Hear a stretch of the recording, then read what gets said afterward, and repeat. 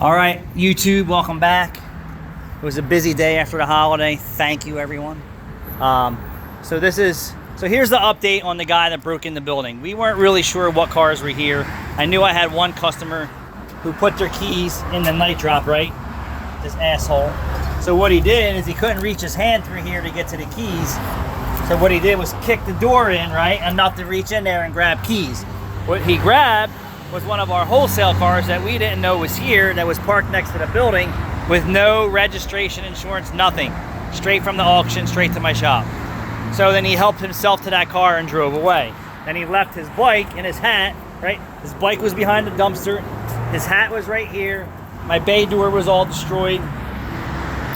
So when the cops came, I really didn't know what was going on. And then our wholesale guys called and said, hey, what's going on with that car? We're like, what car? And we're like, there ain't no car here. And like, then we figured out. We kicked the bay door in to get the keys that were dropped off.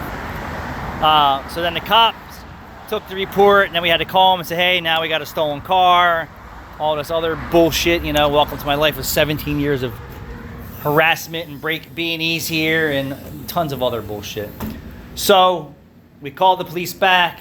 They take the report, we get the VIN number, you know, and then we go through the emotions. So then the guy was like, you know, my sergeant stopped that guy the other day.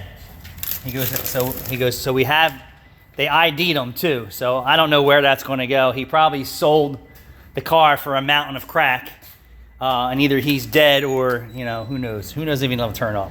Who knows if even the police department will do anything about it? So what I did was I customized his bike for him. So one of the cops said, well, why don't you leave his bike here? He may come back for it. And I said, he may. So what I did is I hooked him up a little bit. He's got a nice screw through his wheel and his rim and his tire. I zip tied everything together, nice, the rims, the brakes, the handles. I zip tied his hat for him. I hooked him up with a comfy seat mod. I hose clamped everything together here. I zip tied his wheels together. I zip tied his spokes. I screwed this right through his wheel and tire. I zip tied that. I hose clamped that.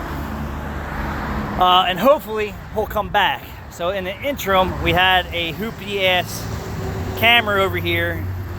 So I had to go upgrade the camera to the very stable ring cam. So here we go. Another $400 and shit there. Fix the door.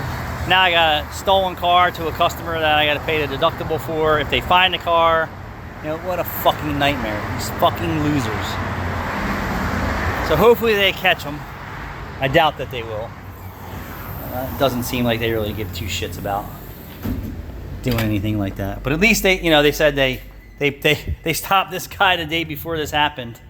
And obviously because he was walking and pushing his bike with flat tires when he probably wasn't supposed to be. And they're like, hey man, what's going on? And I'm sure he didn't look the part either, right? So suspicious, pushing your bike with two flat tires. Yeah, where are you going? I'm going to Pep Boys. No, you're not.